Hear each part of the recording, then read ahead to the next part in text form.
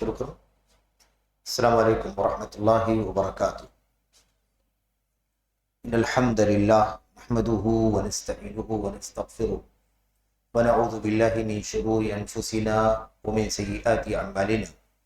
من يهده الله فلا مضل له ومن يضلل فلا هادي له واشهد ان لا اله الا الله وحده لا شريك له واشهد ان محمدا عبده ورسوله.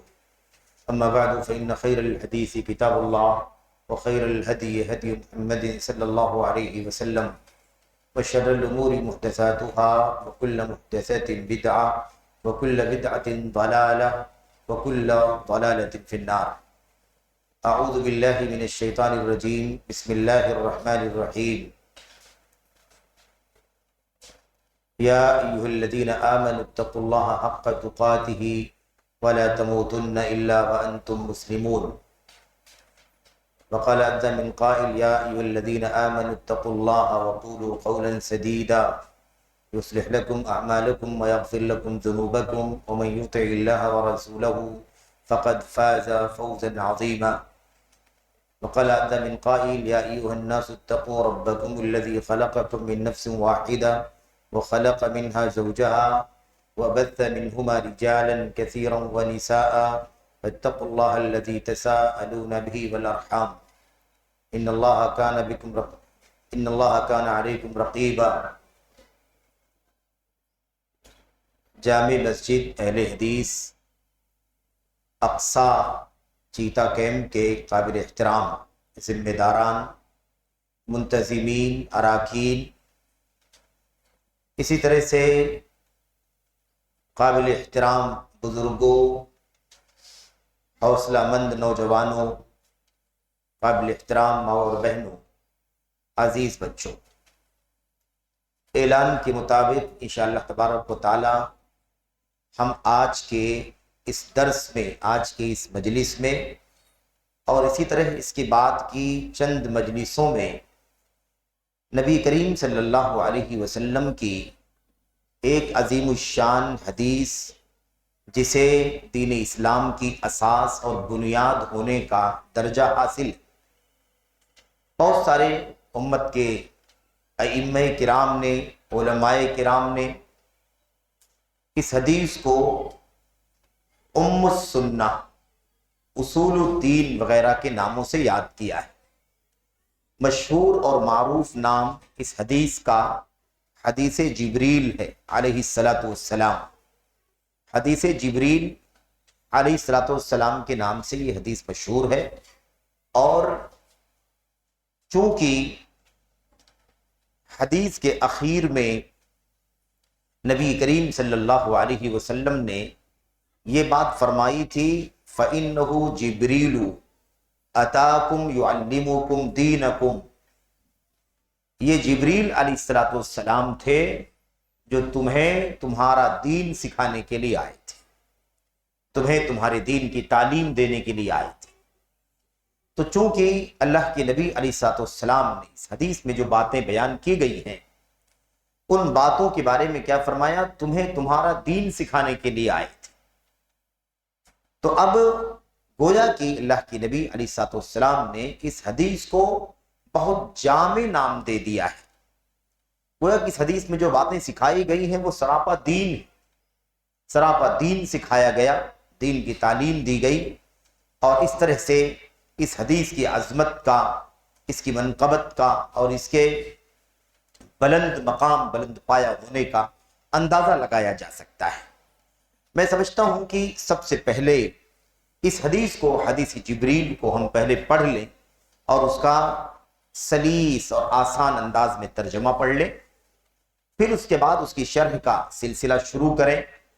بہت ہی عظیم الشان حدیث، بے شمار مسائل اور فوائد سے بھری ہوئی حدیث. اس کے اندر جہاں اللہ کے کلام کی آیات اور نبی کریم صلی اللہ علیہ وسلم کی سنتوں کی روشنی میں وہ بنیادی باتیں جنہیں ہم ایمان کے نام سے، اسلام کے نام سے، احسان کے نام سے جانتے ہیں، ایسے ہی قیامت کے سلسلے میں، قیامت کی چند نشانیوں کے حوالے سے جو باتیں اس کے اندر بیان کی گئی ہیں، انشاءاللہ وہ باتیں اور وہ فوائد تو انشاءاللہ تبارک و تعالیٰ آئیں گے. لیکن اس کے علاوہ بھی اس حدیث میں بہت سارے فوائد ہیں، علم سے متعلق، طلب علم سے متعلق، استاذی سے متعلق، شاگردی سے متعلق، منہج سے متعلق، فرقہ بندی، فرقہ واریت سے متعلق بہت ساری تفصیلات اس حدیث کے اندر موجود ہیں۔ تو ہم سب سے پہلے حدیث جبریل کو، اور یہ ایک طریقہ ہے امت کے علماء کا کہ کبھی کسی مناسبت سے حدیث کا نام رکھ دیا جاتا ہے۔ اب ایسا نہیں ہے کہ جبریل علیہ السلام کوئی حدیث کے راوی ہیں، ایسی بات نہیں ہے کہ اس راوی کی حدیث ہے، یا حضرت جبریل علیہ السلام کوئی محدث نہیں ہے کہ ان کی کتاب میں یہ حدیث درج ہے، اس لیے جیسے ترمذی کی حدیث بخاری کی حدیث کہا جاتا ہے ایسی حدیث جبریل کہا گیا نہیں۔ ایک طریقہ ہے اہل علم کا کہ چونکہ اس حدیث کے اندر حضرت جبریل علیہ السلام کی آمد کا اور سوال و جواب کی شکل میں، تصدیق کی شکل میں، اور اسلام، ایمان، احسان، قیامت کی نشانی وغیرہ کا تذکرہ موجود ہے، اور ساری گفتگو میں حضرت جبریل علیہ السلام موجود ہیں، اس لیے اس حدیث کا نام حدیث جبریل پڑ گیا۔ جیسے مثال کے طور پر بعض حدیثوں کے اور بھی نام ہیں۔ حدیث البطاقہ کا نام آپ نے سنا ہوگا، کارڈ والی حدیث۔ حدیث البطاقہ، اس کے اندر کارڈ کا ذکر ہے، پرچی کا ذکر ہے جس میں لا الہ الا اللہ لکھا ہوا ہوگا، محمد رسول اللہ لکھا ہوا ہوگا، جس کی بنیاد پر توحید کی بدولت اللہ تبارک و تعالی مغفرت فرما دے۔ اس حدیث کا نام پڑ گیا حدیث البطاقہ۔ جو فرقے والی حدیث ہے، جس میں فرقوں کا تذکرہ ہے، اللہ کے نبی علیہ السلام نے فرمایا کہ اس امت سے پہلے جو یہودی تھے وہ 71 فرقوں میں تقسیم ہوئے، عیسائی جو تھے 72 فرقوں میں تقسیم ہوئے، اور میری امت 73 فرقوں میں تقسیم ہوگی۔ اس حدیث کو علماء نے کیا نام دیا؟ حدیث الافتراق۔ حدیث الافتراق یعنی وہ حدیث جس کے اندر فرقہ واریت، فرقہ بندی اور فرقوں کا تذکرہ کیا گیا ہے۔ تو ایسے ہی بہرحال بعض حدیثوں کے نام پڑ گئے ہیں۔ اس حدیث کو حدیث جبریل کے نام سے شہرت اور تذکرہ اس کا پایا جاتا ہے، شہرت اس کی ہوئی ہے، معروف ہے، مشہور ہے یہ حدیث۔ اس روایت کو امام مسلم نے اپنی صحیح میں نقل فرمایا ہے، اور جو یہ اوراق آپ کے سامنے ہے جس میں حدیث جبریل اور ایسے ہی اس کا انگریزی میں ٹرانسلیشن اور ایسے ہی اردو میں ترجمہ الحمدللہ موجود ہے، یہ آپ اپنے پاس رکھیں، کیونکہ آپ الفاظ کے ساتھ گزریں گے انشاءاللہ تبارک و تعالی تو آپ حدیث سے جڑے رہیں گے اور اس سے اچھی طرح سے استفادہ ہو سکے گا۔ میں سرسری طور پر اس حدیث کا اردو میں ترجمہ کروں گا۔ اس حدیث کو امام مسلم رحمۃ اللہ علیہ کے علاوہ اور بھی محدثین نے اپنی کتابوں میں روایت کیا ہے، وہ سب تذکرہ آئے گا انشاءاللہ تبارک و تعالی آگے۔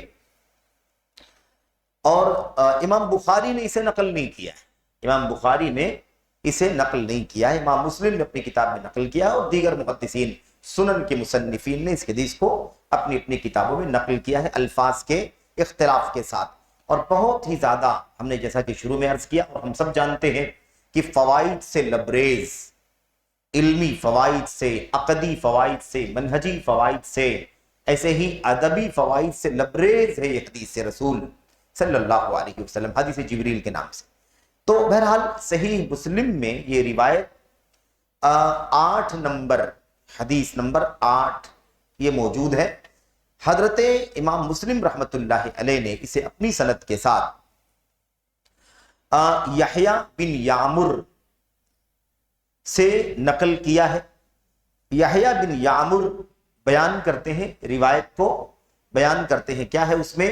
کہتے ہیں کان اول من قال فی القدر، ہے نا، سب سے پہلے جس نے بھی تقدیر کے انکار کی بات کہی ہے، سب سے پہلے جس نے تقدیر کے انکار کی بات کہی ہے بصرہ میں، وہ معبد جوہنی ہے۔ وہ کون ہے؟ معبد جوہنی۔ یہی معبد جوہنی ہے جس سے اور جس کی اس بدعقیدگی سے انکار تقدیر کی بدعت جو ہے وہ اس کے ذریعے سے شروع ہوئی ہے، معبد جوہنی کے ذریعے سے۔ اسی لیے امت کے ائمہ کہا کرتے تھے احذروا معبدا الجوہنیہ فإنہ کان قدریا۔ ہمارے اسلاف کیا کہا کرتے تھے؟ لوگوں کو آگاہ کرتے تھے معبد جوہنی سے بچ کر کے رہنا، ایاک و معبدن الجوہنی احذروا المعبدن الجوہنی، معبد جوہنی سے اپنے آپ کو بچاؤ، خبردار بچ کر کے رہو، فإنہ کان قدریا، اس لیے کہ تقدیر کا انکار کرتا تھا، تقدیر کا منکر تھا، اس لیے اس سے چوکنا رہنا، اس سے بچ کر کے رہنا۔ بہرحال وہ باتیں آئیں گی آگے۔ تو کہتے ہیں یحییٰ بن یعمر کی سب سے پہلے جس نے تقدیر کے انکار کی بات بصرہ میں کہی، بصرہ آپ جانتے ہیں عراق کا ایک شہر ہے بصرہ، تو بصرہ، کوفہ، بغداد وغیرہ یہ سب عراق کے مشہور شہر ہیں اور علم کا مرکز رہے ہیں اپنے اپنے دور میں۔ تو معبد جوہنی نے سب سے پہلے تقدیر کے انکار کی بات کہی۔ فانطلقت انا وحمید ابن عبد الرحمن الحمیری، کہتے میں یعنی یحییٰ بن یعمر اور حمید بن عبد الرحمن الحمیری، کہتے ہیں یہ دونوں یعنی میں اور حمید بن عبد الرحمن الحمیری دونوں ہم لوگ چلے، کہاں گئے؟ حج کے لیے یا عمرے کے لیے مکہ گئے، حاجینی او معتمرین، یعنی حج کے سفر کے لیے نکلے یا عمرے کے سفر کے لیے نکلے، بہرحال ہم لوگ حج یا عمرے کے لیے مکہ گئے۔ فَقُلْنَا لَوْ لَقِينَا أَحَدًا مِّنْ أَصْحَابِ رَسُولِ اللَّهِ صلی اللہ علیہ وسلم فَسَأَلْنَاهُ عَمَّا يَقُولُ هَؤُلَاءِ فِي الْقَدْرِ، کیا کہا؟ ہم لوگ جب حج عمرے کے لیے نکلے، حج یا عمرے کے لیے نکلے تو ہم لوگوں نے آپس میں بات چیت کی کہ کاش جو ہے ہماری ملاقات کسی صحابی رسول سے ہو جاتی، کاش ہماری ملاقات، ہم مکہ جا رہے ہیں اور یہ بلاد حجاز ہے، بلاد حرمین میں سے مکہ ہے، تو یہاں پر ظاہر سی بات ہے کہ نبی کریم صلی اللہ علیہ وسلم کے صحابہ کرام کی تعداد موجود ہے، ہو سکتا ہے کاش اگر ہم ملاقات کرتے نبی کریم صلی اللہ علیہ وسلم کے صحابہ میں سے کسی سے اور ہم ان سے پوچھتے اس مسئلے کے بارے میں جو یہ لوگ کہہ رہے ہیں۔ یہ لوگ کہہ رہے ہیں، کون لوگ کہہ رہے ہیں؟ بصرہ میں معبد اور معبد کے فکر والے لوگ کہہ رہے ہیں۔ معبد نے سب سے پہلے تقدیر کے انکار کی بات کہی، اس بدعت کی شروعات کس نے کی؟ معبد جوہنی نے، لیکن پھر اس بدعت کو اپنانے والے بہت سارے لوگ ہو گئے، اس لیے یہ بات یاد رہے کہ بتانا یہ چاہتے ہیں کہ معبد جوہنی نے بدعت شروع کی اور بہت سارے لوگ اس کی بدعت کو اختیار کرنے لگے۔ اب جو لوگ بھی تقدیر کا انکار کرنے والے تھے، یہ لوگ جو تقدیر کے انکار کرنے کی بات کہہ رہے ہیں، ہم اس بارے میں اس صحابی رسول سے پوچھتے کہ بھئی یہ لوگ ہمارے علاقے میں، ہم لوگ بصرہ کے ہیں اور حج یا عمرے کے لیے آئے ہوئے ہیں، ہمارے علاقے میں ایک شخص معبد جوہنی نام کا ہے، اس نے تقدیر کے انکار کرنے کی بات کہی ہے کہ تقدیر کوئی چیز نہیں ہے۔ آج تفصیلات آگے آ رہی ہیں جو انہوں نے بیان کیا تھا، جو لفظ معبد جوہنی اور اس کے فکر والے لوگ کہا کرتے تھے اس کو باقاعدہ انہوں نے بیان کیا ہے۔ تو کیا کہا؟ کہتے ہیں کہ فَوُفِّقَ لَنَا عبداللہ ابن عمر ابن الخطاب رضی اللہ تعالیٰ، کہتے ہیں اتفاق ایسا ہوا، موافقت ہو گئی، اتفاق بن گیا، توفیق دے دی گئی۔ توفیق کے معنی کیا ہوتے ہیں؟ توفیق کا معنی یہ ہوتا ہے، ہم کہتے ہیں نا اللہ تبارک و تعالیٰ نے ایمان کی توفیق عطا فرمائی، یعنی کیا مطلب؟ اللہ تعالیٰ نے ہم کو ایمان کے ساتھ جوڑ دیا، ادھر ایمان تھا اور ہمیں بھی اللہ نے وہاں پہنچا دیا اور ہم ایمان والے ہو گئے، یا ہم یہاں تھے، کسی کو اللہ نے بھیج دیا جس نے ہمیں ایمان کی دعوت دے دی اور ایمان ہمیں مل گیا، یعنی موافق کر دینے کا نام کیا ہے؟ توفیق، اسی کو ہم توفیق کہتے ہیں کہ اللہ تبارک و تعالیٰ نے موافق کر دیا، وقت کو موافق کر دیا، حالات کو موافق کر دیا اور وہ چیز اکٹھا ہو گئی۔ کہتے ہیں فَوُفِّقَ لَنَا عبداللہ ابن عمر بن خطاب، اتفاق ایسا ہوا کہ ہم سے کون مل گئے؟ عبداللہ بن عمر رضی اللہ تعالیٰ عنہ۔ اور آپ جانتے ہیں کہ علماء صحابہ میں سے، کبار علماء صحابہ میں سے، اجلہ صحابہ کرام میں سے ہیں کون؟ عبداللہ بن عمر رضی اللہ تعالیٰ عنہ۔ عبداللہ بن عمر رضی اللہ تعالیٰ عنہ سے ہماری ملاقات ہو گئی، اتفاق ایسا ہوا کہ وہ مسجد میں داخل ہو رہے تھے، ہماری ملاقات ان سے ہو گئی۔ فَاقْتَنَفْتُهُ أَنَا وَصَاحِبِي، کہتے ہیں میں نے اور میرے ساتھی نے انہیں گھیر لیا۔ کیا کر لیا؟ کنف، کنف یعنی ہمارے بغل میں کوئی ہو، ہم اسے ایسے بغل میں دائیں طرف سے اور ایسے بائیں طرف سے گھیر لیں. جیسے ہے نا مثال کے طور پر پرندے ہوتے ہیں تو اپنے بچوں کو کیا کرتے ہیں؟ اپنی کنف میں لے لیتے ہیں، اپنی سائے میں، اپنے پر کے اندر لے لیتے ہیں، گھیر لیتے ہیں دائیں بائیں سے. کہتے ہیں فَاقْتَنَفْتُهُ أَنَا وَصَاحِبِي، تو میں نے اور میرے ساتھی نے انہیں گھیر لیا. کہتے ہیں احدنا عن یمینہ والآخر عن شمالہ، ہم دونوں میں سے ایک جو ہے وہ ان کی دائیں طرف تھا اور دوسرا ان کی بائیں طرف تھا، یعنی میں گویا کہ دائیں طرف اور میرا ساتھی بائیں طرف. اس طرح سے ہم نے گھیر لیا. ہوا کیا؟ کہتے ہیں فَظَنَنْتُ أَنَّ صَاحِبِي سَيَكِلُ الْكَلَامَ إِلَيَّ، کہتے ہیں میرا خیال یہ ہوا، مجھے اندازہ یہ لگا کہ میرے جو ساتھی ہیں یہ گفتگو جو کر رہے ہیں یحییٰ بن یعمر ہیں. گفتگو کرنے والے کون ہیں؟ یحییٰ بن یعمر بیان کر رہے ہیں. ان کے ساتھ میں کون ہے؟ حمید بن عبد الرحمن الحميری. تو یحییٰ بن یعمر کہتے ہیں مجھے ایسا اندازہ لگا، خیال ہوا، گمان ہوا کہ میرے ساتھی یعنی حمید بات کرنے کی ذمہ داری میرے سپرد کر رہے ہیں. ان کو اندازہ لگا ہوگا ہے نا کہ وہ نہیں بات کرنا چاہ رہے ہیں، بلکہ گویا کہ وہ مجھے موقع دے رہے ہیں کہ میں بات کروں. ایسا مجھے لگا، اس لیے میں نے بات کرنی شروع کر دیا، میں نے بات کرنا شروع کر دیا. کہتے ہیں سَيَكِلُ الْكَلَامَ إِلَيَّ، مجھے اندازہ ہوا کہ میرے ساتھی بات کرنے کی اجازت مجھے دے رہے ہیں، بات میرے سپرد کر رہے ہیں، گفتگو. فَقُلْتُ أَبَا عَبْدِ الرَّحْمَنِ، تو میں نے کہا اے ابو عبد الرحمن. یہ عبداللہ بن عمر بن خطاب کی کنیت، عبداللہ بن عمر بن خطاب کی کنیت ہے. اور آئے گی بات انشاءاللہ تبارک و تعالیٰ کی یہ ادب کا طریقہ ہے، یہ بڑوں کے ادب کا طریقہ ہے، احترام کا طریقہ ہے کہ نام لینے کے بجائے کنیت سے یاد کیا جائے. یہ مسائل میں استنباط بھی کیا علماء نے. تو کہا ابا عبد الرحمن، اے ابو عبد الرحمن، انہو قد ظہر قبلنا اناس، کہتے ہیں ہماری طرف، ہمارے علاقے میں کچھ لوگ ظاہر ہوئے ہیں، کچھ لوگ ظاہر ہوئے ہیں، یقرؤون القرآن ویتقفرون العلم، جو قرآن کریم کی تلاوت کرتے ہیں، قرآن پڑھتے ہیں اور علم کی جستجو کرتے ہیں. اصل میں قفر کے معنی ہوتے ہیں میدان کے، چٹیل میدان.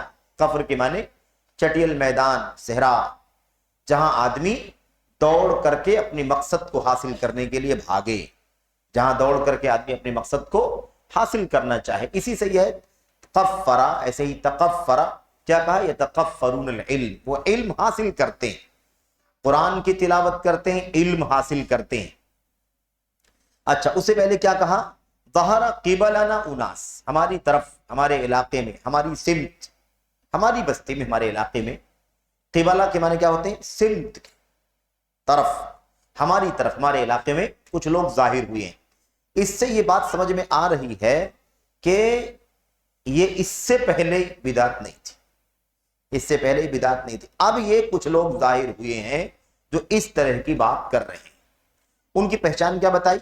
وہ لوگ قرآن کی تلاوت کرتے ہیں، قرآن پڑھتے ہیں اور کیا کرتے ہیں؟ علم کی تلاش کرتے ہیں، علم کی جستجو کرتے ہیں. اچھا، وَذَكَرَ مِنْ شَأْنِهِمْ، وَذَكَرَ مِنْ شَأْنِهِمْ، اور ان کے اور بھی حالات بتائے، اور ان کے حالات کا ذکر کیا کہ وہ ایسے ہیں، وہ ایسے ہیں، وہ ایسے ہیں. ان کے حالات کا ذکر کیا. شان کے معنی حالت کے ہوتے ہیں، کیفیت کے ہوتے ہیں. کہتے ہیں وَأَنَّهُمْ يَزْعُمُونَ أَلَّا قَدَى، ان کا کہنا یہ ہے، ان کا کہنا ہے. زعامہ کے معنی گمان کے ہی نہیں ہوتے، زعامہ کے معنی قالا کے ہوتے ہیں. زعامہ یعنی قالا، وَيَزْعُمُونَ وَأَنَّهُمْ يَزْعُمُونَ یعنی وَأَنَّهُمْ يَقُولُونَ، یہ لوگ کہتے ہیں. ان کا کہنا کیا ہے؟ ان کا کہنا ہے اللہ قدر، تقدیر کوئی چیز نہیں. ان کا کیا کہنا ہے؟ لا قدر، تقدیر کوئی چیز ہے ہی نہیں. کیا تقدیر کی بات کرتے ہو؟ تقدیر میں تھا، ہوا، تقدیر میں ہوگا، تقدیر میں ہوگا، لکھا ہوگا تو ایسا ہوگا، ملے گا وغیرہ. لا قدر، کوئی تقدیر کوئی چیز نہیں. اور یہ لا قدر جو ہے نا، یہ نفی جنس ہے، یعنی تقدیر کے کسی پہلو کا انکار نہیں تھا، بلکہ مکمل طور پر جن سے تقدیر کا انکار. تقدیر نام کی کوئی چیز ہے ہی نہیں. اور کیا کہا اس کے آگے؟ وَأَنَّ الْأَمْرَ أُنْفٌ، وَأَنَّ الْأَمْرَ أُنْفٌ، اور معاملہ فوراً ہے. معاملہ کیا ہے؟ فوراً ہے. معاملہ بالکل تازہ ہے. معاملہ آپ اپنی زبان میں کہہ لیں بالکل کرنٹ ہے. یعنی جو کچھ بھی ہوتا ہے فوراً ہوتا ہے، پہلے سے کچھ طے نہیں ہے، پہلے سے کچھ لکھا ہوا نہیں ہے، پہلے سے کچھ مقدر کیا ہوا نہیں ہے. یہی معنی ہوتا ہے. استیناف کے معنی کیا ہوتے ہیں؟ کوئی چیز بالکل شروع کرنا، اسی سے ہے اونفن. وَأَنَّ الْأَمْرَ اونفن، معاملہ بالکل تازہ ہے، بالکل نیا ہے، بالکل کرنٹلی.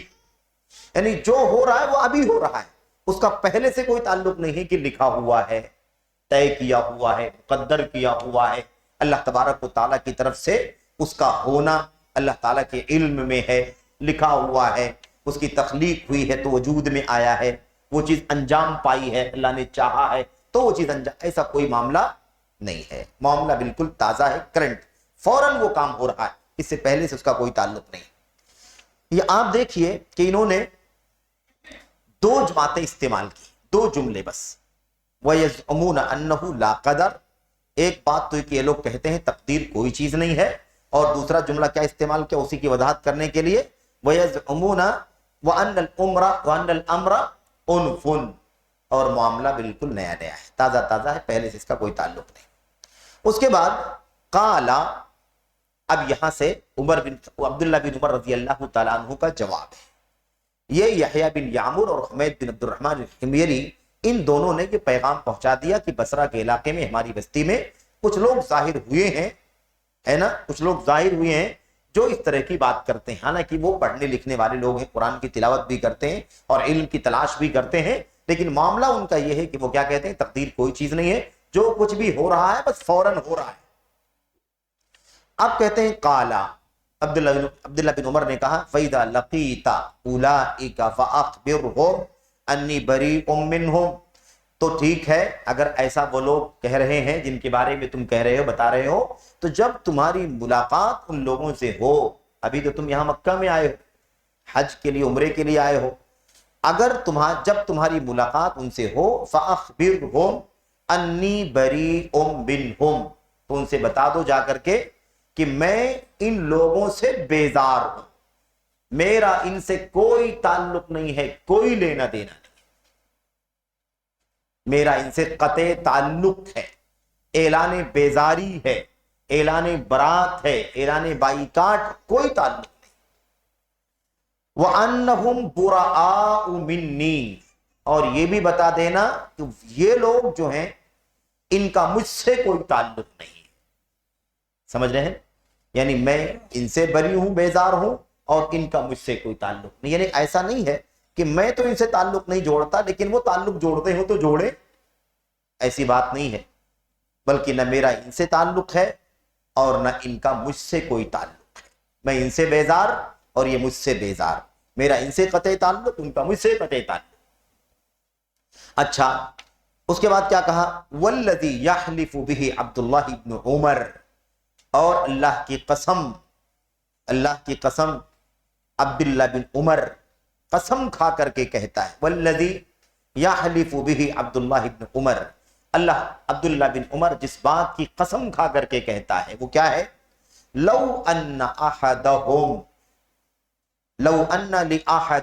اگر ان میں سے کسی کے پاس، معبد جوہنی، اس کے شاگردان، اس کے فالوورز، اس کے ماننے والے، ہے نا، جو بھی لوگ ہیں اس کی فکر سے، ہے نا، موافقت ظاہر کرنے والے، انکار تقدیر، کہتے ہیں اگر ان میں سے کسی آدمی کے پاس مثل احد ذہبا، احد پہاڑ کے برابر سونا، احد پہاڑ کے برابر سونا، احد پہاڑ، جب یہ حدیث جب یہ حدیث تھی، یعنی جب حدیث بیان ہوئی ہے، اس وقت احد کا پہاڑ کتنا رہا ہوگا اس کا تو اندازہ نہیں، لیکن آج احد پہاڑ کو بہت کچھ تراش خراش کے بعد آج بھی ہمارے اساتذہ جامعہ اسلامیہ مدینہ طیبہ میں جو بیان کرتے تھے، جو اس کے ماہرین ہیں، یعنی جو جغرافیہ وغیرہ کے ماہرین ہیں، جو مقامات وغیرہ کے ماہرین ہیں، وہ کہا کرتے تھے کہ تقریباً 7 کلومیٹر لمبا ہے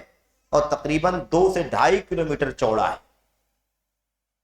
مثال سمجھنے کے لیے کیا کہا، اگر ان میں سے کسی آدمی کے پاس احد پہاڑ کے برابر سونا ہو، احد پہاڑ کے برابر سونا، میرے بھائی جس کو ہم گرام اور تولے کے گنتے ہیں، مثال دیکھو ایمان کی قیمت، عقیدے کی قیمت کتنی ہے۔ اگر ان میں سے کسی آدمی کے پاس احد پہاڑ کے برابر بھی سونا ہو، اور کیا کہا، فَأَنفَقَهُ، اور وہ اسے اللہ کی راہ میں خرچ کر دے، اللہ کی راہ میں خرچ کر دے، 2 گرام 4 گرام نہیں، کلو 2 کلو نہیں، احد پہاڑ کے برابر سونا کسی آدمی کے پاس ہو اور وہ اللہ کی رضا کے لیے اللہ کی راہ میں خرچ کر دے، لیکن چونکہ وہ تقدیر کا انکار کر رہا ہے، فرماتے ہیں مَا قَبِلَ اللَّهُ مِنْهُ، اللہ تبارک و تعالی اس کے اس نفقے کو قبول نہیں فرمائے گا۔ عمر بن خطاب رضی اللہ تعالیٰ عنہ کے بیٹے عبداللہ بن عمر ہیں یہ، اندازہ لگائیں کہ تقدیر کے انکار کرنے والوں سے کس طرح سے برات کا بیداری کا اعلان کر رہے ہیں، اور عقیدے کی عظمت اور اہمیت کس طرح سے بیان کر رہے ہیں کہ کوئی کیا سوچ کر کے تقدیر کا انکار کر رہا ہے، اسے معمولی سمجھا جا رہا ہے کہ تقدیر کوئی چیز نہیں ہے۔ اگر کسی آدمی کے پاس ان میں سے احد پہاڑ کے برابر بھی سونا ہو اور اسے اللہ کی راہ میں خرچ کر دے، ما قبل اللہ منہ، تو بھی اللہ تبارک و تعالی اس کے اس نفقے کو، اس خرچ کرنے کو قبول نہیں فرمائے گا، حتی یؤمن بالقدر، یہاں تک کہ وہ تقدیر پر ایمان لے آئے۔ یعنی اگر تقدیر کا انکار کر رہے ہیں تو احد پہاڑ کے برابر سونا بھی خرچ کریں گے تو اللہ قبول نہیں فرمائے گا۔ اور کس کے عمل صالح کو قبول نہیں کرتا اللہ تبارک؟ کون ہے جس کے عمل صالح کو اللہ قبول نہیں فرماتا ہے کہ نہیں؟ بہت واضح بات ہے کہ نہیں؟ اگر ایمان کی شرط موجود ہے تو اللہ تبارک و تعالی عمل کو قبول فرمائے گا، گناہوں کے باوجود بھی، کوتاہیوں کے باوجود بھی اللہ تبارک و تعالی اعمال کو قبول کرے گا۔ اجر کم ملے، زیادہ ملے، ثواب میں کمی ہو، بیشی، وہ الگ مسئلہ ہے، لیکن قبولیت کا انکار نہیں ہوتا، قبولیت کی تردید نہیں ہوتی، بلکہ اللہ تبارک و تعالی قبول فرماتا ہے۔ تو جب تک تقدیر پر ایمان نہیں لائے گا تب تک اللہ تبارک و تعالی اس کے اس احد پہاڑ کے برابر سونے کے نفقے کو بھی قبول نہیں فرمائے گا۔ اب یہ ہو گئی ان کی، یہ بات جو ان کی ہے عبداللہ بن عمر کی، یہ اصل میں ان دونوں صاحبان کے سوال کے جواب میں ہے۔ اور اب اس کے بعد جو آگے والی بات ہے وہ اصل میں اسی بات کی دلیل ہے، اسی بات کی دلیل ہے کہ تقدیر پر ایمان رکھنا یہ ایمان کے 6 بنیادی ارکان میں سے ایک رکن ہے، 6 بنیادی ارکان میں سے ایک رکن ہے۔ اسی بات کو پیش کرنے کے لیے عبداللہ بن عمر رضی اللہ تعالیٰ عنہ نے یہ حدیث پیش کی۔ تو ابھی تک تو یہ پس منظر تھا، اس پس منظر کے بعد اس روایت کو عبداللہ بن عمر رضی اللہ تعالیٰ عنہ نے بیان کیا ہے۔ کیا کہتے ہیں ثم قال، پھر عبداللہ بن عمر نے فرمایا، حدثنی ابی عمر بن الخطاب، میرے والد عمر بن خطاب رضی اللہ تعالیٰ عنہ نے مجھ سے بیان کیا، کہتے ہیں بینما نحن عند رسول اللہ صلی اللہ علیہ وسلم، کہتے ہیں اس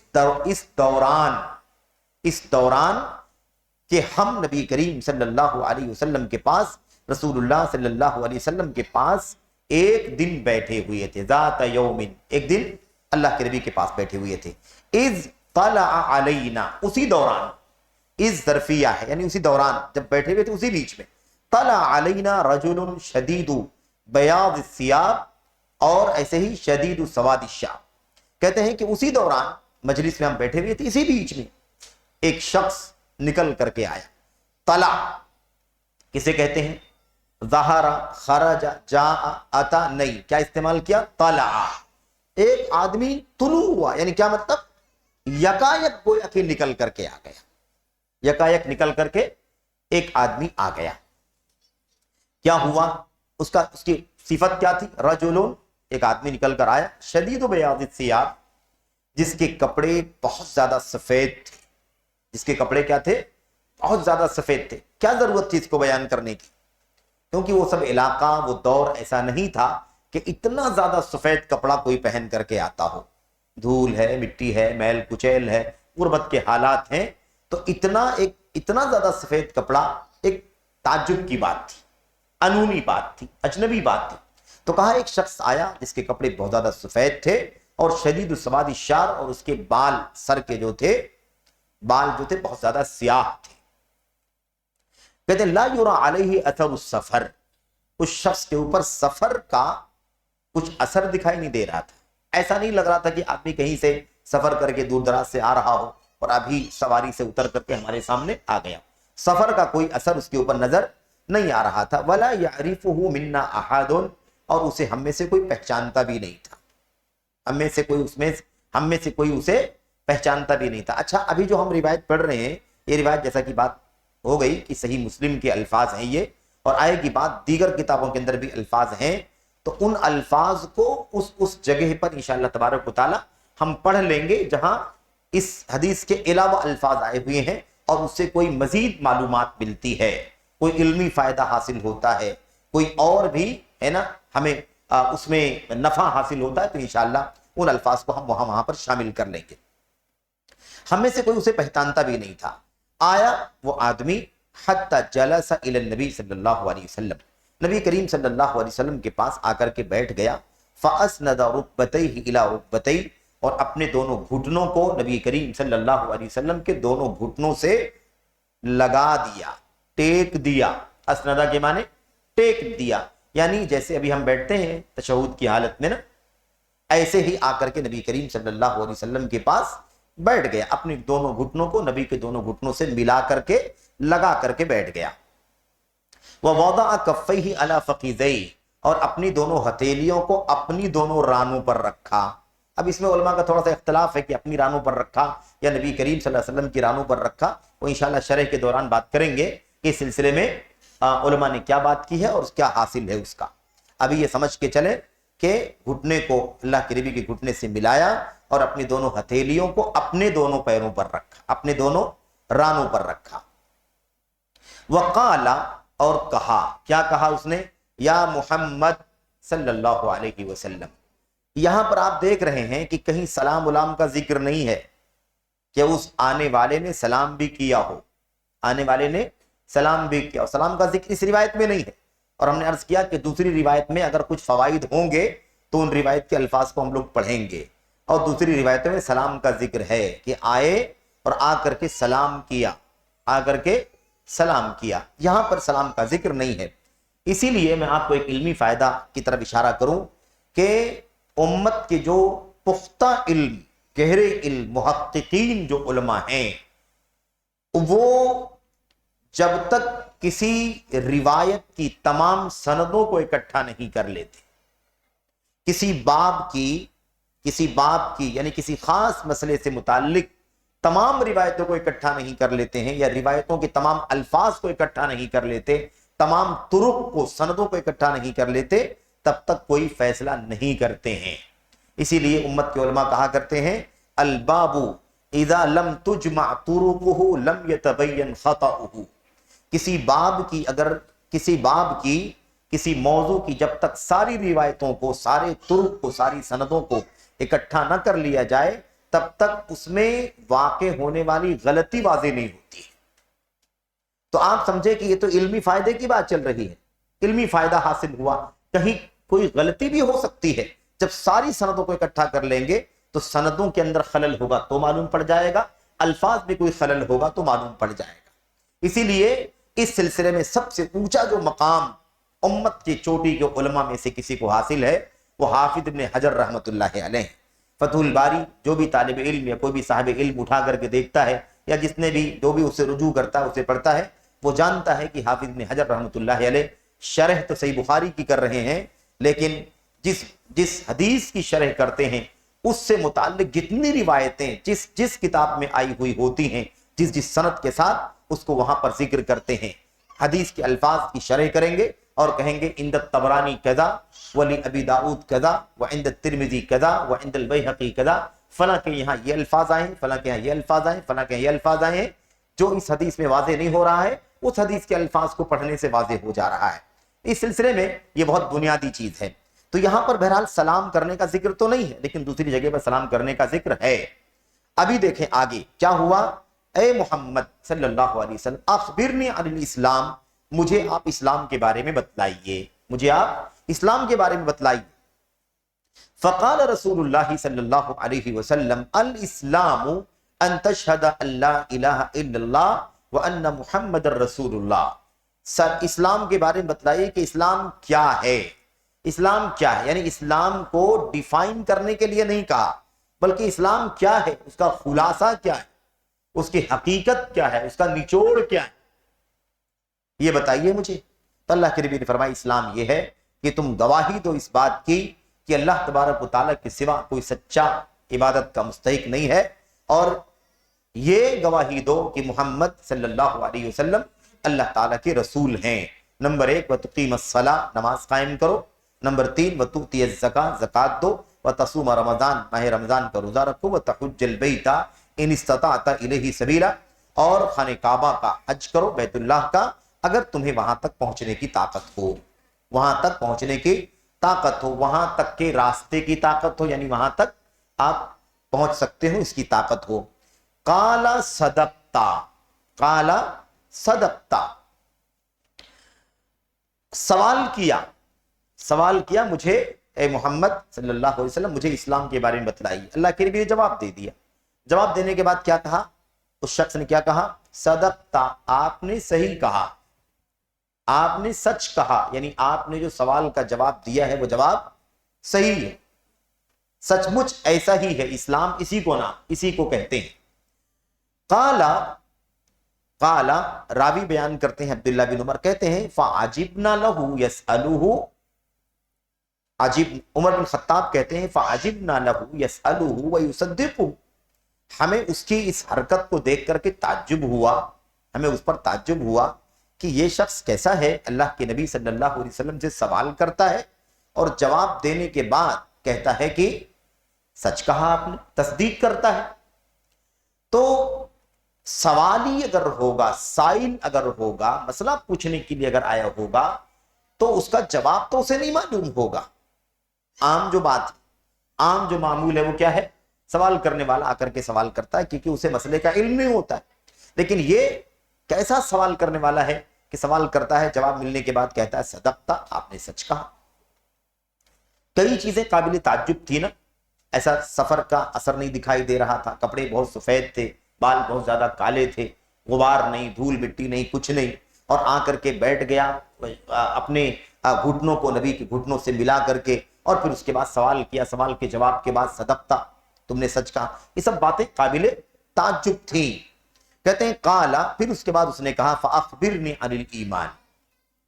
تو ٹھیک ہے، آپ نے پہلے سوال کا جواب تو صحیح دیا، اب آپ مجھے بتائیے کہ ایمان کیا ہے، ایمان کے بارے میں بتائیے. آپ نے فرمایا ان تؤمن باللہ وملائکتہ وکتبہ ورسلہ والیوم الآخر وتؤمن بالقدر خیرہ وشرہ.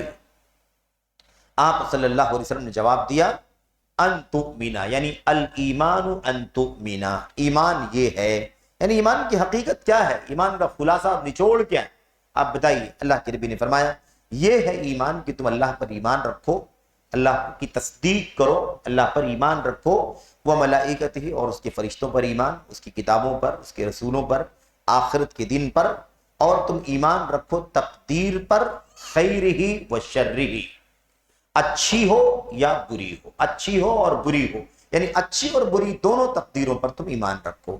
اصل میں یہی ٹکڑا ہے جس کو پیش کرنے کے لیے عبداللہ بن عمر رضی اللہ تعالیٰ عنہ نے اس روایت کو پیش کی. تقدیر پر ایمان کو ثابت کرنے کے لیے یہ روایت حدیث جبریل کو حضرت عبداللہ بن عمر رضی اللہ تعالیٰ عنہ نے اس روایت کو پیش کیا، جسے وہ اپنے والد کے واسطے سے نبی سے روایت کرتے ہیں رضی اللہ تعالیٰ عنہ اجمعین. بہرحال تو تقدیر پر ایمان رکھو، خیری و شرری، اچھی اور بری تقدیر پر ایمان رکھو. یہی پورا 6 ارکان کا مجموعہ عقیدہ کہلاتا ہے. یہ پورا 6 ایمان کا عقیدہ، 6 ایمان پر ارکان، 6 ایمان کے 6 ارکان پر مطلب ایمان رکھنا، تصدیق کرنا، یہ 6 ارکان یہ کیا کہلاتے ہیں؟ عقیدہ اسلامیہ، اسلامی عقیدہ، اسلامی عقیدہ، تو عقیدہ یہ جامع ہے اور توحید اس کا جز ہے، توحید اس کا جز ہے۔ تو عقیدہ پورے کا نام، اللہ کے بارے میں کیا عقیدہ، رسولوں کے بارے میں، فرشتوں کے بارے میں، کتابوں کے بارے میں، تقدیر کے بارے میں، آخرت کے بارے میں، سب کے بارے میں عقیدہ کیا کیا ہوگا وہ رکھا جائے۔ اب ان 6 عقیدوں میں سے جو پورے طور پر اسلامی عقیدہ ہے، اس کا پہلا جو حصہ ہے اللہ تبارک و تعالی پر ایمان، وہ عقیدے کا پہلا حصہ ہے عقیدہ توحید، عقیدہ توحید۔ اس لیے اب فرق واضح ہو گیا نا، عقیدہ کیا ہے، یہ کل ہے، اور عقیدہ توحید اللہ تبارک و تعالیٰ کی ذات سے متعلق عقیدے کو کہا جاتا ہے۔ تو ایمان باللہ سے متعلق جو مسائل، جو باتیں ہیں، وہ عقیدہ توحید کہلاتی ہیں۔ اس عقیدہ توحید کو آگے نہیں بڑھا سکتے، رسولوں تک نہیں لے جا سکتے، کتابوں تک نہیں لے جا سکتے، فرشتوں تک نہیں لے جا سکتے، تقدیر پر ایمان اور آخرت پر ایمان تک نہیں لے جا سکتے۔ وہ عقیدہ تو ہے لیکن توحید کا عقیدہ نہیں۔ توحید کا عقیدہ کہاں ہے؟ پہلا والا جو رکن ہے ایمان باللہ، اسی کو عقیدہ توحید کہا جاتا ہے۔ تو اس کی ساری تفصیلات، ربوبیت ہے، الوہیت ہے، اسماء و صفات ہے، سارے فرقے ہیں جتنے بھی، سب کی گفتگو جو بھی ہے وہ عقیدہ توحید کا حصہ ہے اور اس کو معلوم کرنے کی ضرورت ہے۔ اس کے بعد قال صدقتا، انہوں نے کہا آپ سچ کہہ رہے ہیں، سچ کہا آپ نے، آپ کا جواب ٹھیک ہے۔ قال فاخبرنی عن الاحسان، پھر اس کے بعد تیسرا سوال کیا، تو ٹھیک ہے اب مجھے احسان کے بارے میں بتلائیے، احسان کے بارے میں بتائیے، احسان کس چیز کا نام ہے، احسان کیا ہے، اس کا خلاصہ اور نچوڑ کیا ہے۔ قال، جواب دیا اللہ کے نبی صلی اللہ علیہ وسلم نے، ان تعبد اللہ کأنک تراہ فإن لم تکن تراہ فإنہ یراک۔ احسان یہ ہے کہ تم اللہ تبارک و تعالیٰ کی عبادت کرو گویا تم اسے دیکھ رہے ہو۔ اللہ کی عبادت کرو اس طرح، اس تصور کے ساتھ، اس احساس کے ساتھ، اس شعور اور ایمان کے ساتھ، گویا تم اسے دیکھ رہے ہو۔ فَإِن لَمْ تَكُنْ تَرَاهُ فَإِنَّهُ يَرَاكَ، اور اگر یہ احساس اور شعور اور ایمان نہ پیدا ہو کہ تم اللہ تعالیٰ کو دیکھ رہے ہو، تو فَإِنَّهُ يَرَاكَ، اس احساس و شعور کے ساتھ اللہ کی عبادت کرو کہ وہ تمہیں دیکھ رہا ہے۔ اسی کو علماء کہتے ہیں احسان کے 2 ارکان ہیں، احسان کے 2 ارکان، ایک رکن ہے کہ ایسے عبادت کرو کہ تم اللہ کو دیکھ رہے ہو، دوسرا رکن ہے، اور یہ ترتیبی رکن ہے، یہ ارکان ترتیبی ہیں، 2 مستقل نہیں ہیں، مرتب ہیں، پہلے یہ اس کے بعد یہ، اگر یہ نہیں ہوا تو یہ ہونا چاہیے۔ دوسرا رکن کیا ہے؟ اگر تم اللہ تبارک و تعالیٰ کو دیکھنے کا احساس اور ایمان نہیں پیدا کر سکتے تو یہ ایمان اور شعور ہونا چاہیے کہ اللہ تعالیٰ تمہیں دیکھ رہا ہے۔ قال فاخبرنی عن الساعہ، چوتھا سوال، تو ٹھیک ہے، ٹھیک ہے آپ مجھے بتائیے کہ قیامت کیا چیز ہے، قیامت کے بارے میں بتلائیے۔ یہاں پر وہ بات نہیں آئی ہے جو اس سے پہلے کے سوالوں میں آئی، صدقتا، سوال کرنے والے نے یہ نہیں کہا کہ تم نے سچ کہا، یہاں پر نہیں کہا کہ تم نے سچ کہا۔ اچھا، اس کے بعد چوتھا سوال کیا، آپ مجھے بتائیے عن الساعہ، قیامت کے بارے میں، قیامت کیا ہے، قیامت کیا ہے؟ قیامت حساب و کتاب کا دن ہے، قیامت جزا و سزا کا دن ہے، یہ سوال نہیں تھا، سوال یہ نہیں تھا۔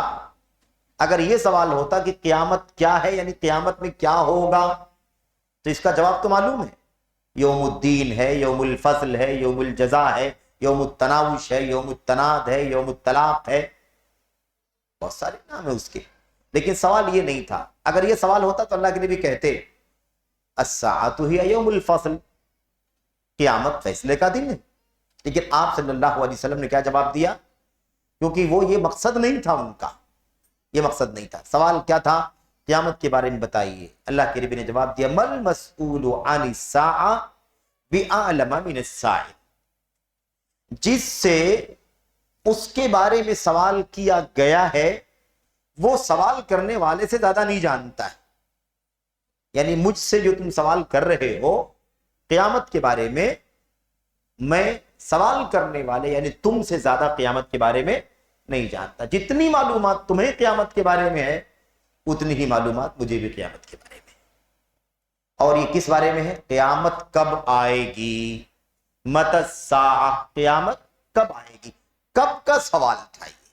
इसीलिए अल्लाह के नबी अलैहिस्सलाम ने ये जवाब दिया कि जिससे पूछा जा रहा है क़यामत के बारे में, वो पूछने वाले से ज्यादा इस बारे में नहीं जानता है। एक बात तो ये, दूसरी बात, आगे जो सवाल आ रहा है वो सवाल इसी पर मुरत्तब है, इसी पर मुरत्तब है, इसी के नतीजे में सवाल है कि ठीक है, क़यामत के बारे में आपको भी उतनी मालूमात है, मुझे भी उतनी मालूमात है, आप भी नहीं जानते मुझसे ज्यादा, मैं भी उतना ही जानता हूं, आप भी उतने ही जानते हैं, तो ठीक है, उसकी कुछ निशानियों के बारे में बता दीजिए। तो ये सवाल क्या है, सवाल ये मुरत्तब है, यानी उसी पर ये सवाल है।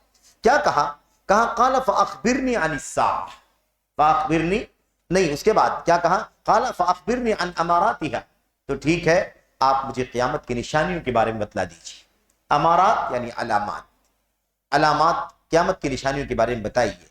ये सवाल भी बतलाता है कि क़यामत की में क्या होगा, ये सवाल नहीं था जिब्रील का, बल्कि ये सवाल था कि क़यामत आएगी कब। इसीलिए आपने ये बात बयान फरमाई।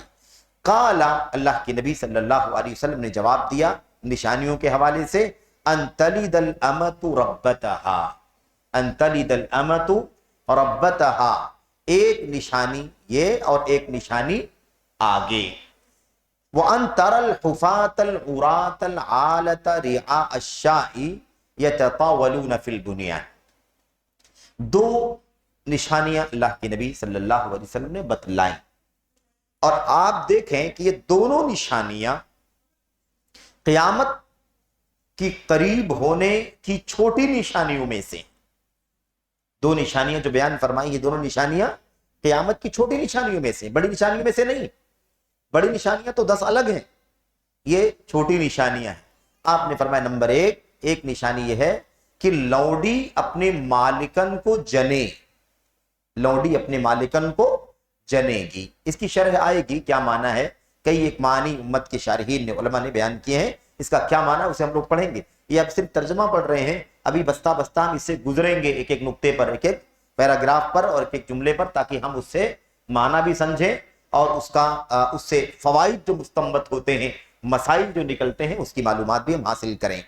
क्या कहा, लौंडी अपने मालिकन को जने, नंबर 2, और दूसरी निशानी यह है क़यामत की निशानियों में से कि तुम हुफात, हाफी की जमा, नंगे पैर बगैर चप्पल जूते को हाफी कहते हैं, और चप्पल जूते वाले को मुंताइल कहते हैं।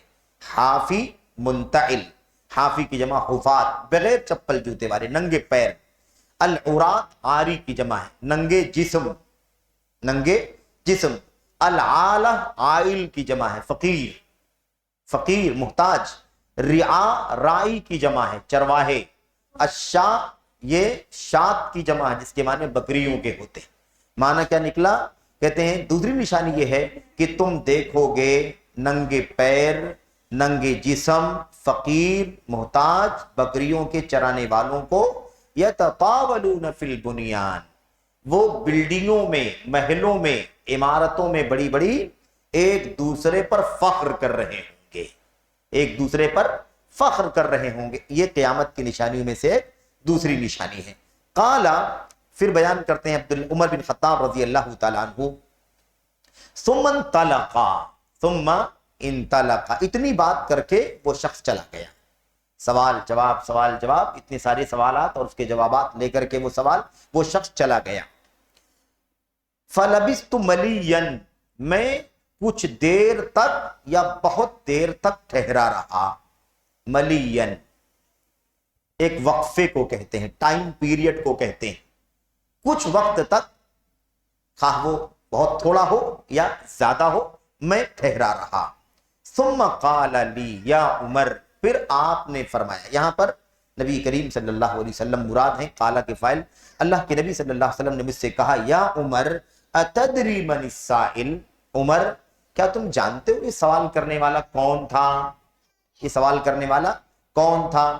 कुल्तु अल्लाहु व रसूलुहु आलम, कुल्तु अल्लाहु व रसूलुहु आलम, मैंने कहा अल्लाह और उसके रसूल बेहतर जानते हैं, अल्लाह और उसके रसूल खूब जानते हैं ये सवाल करने वाला कौन था।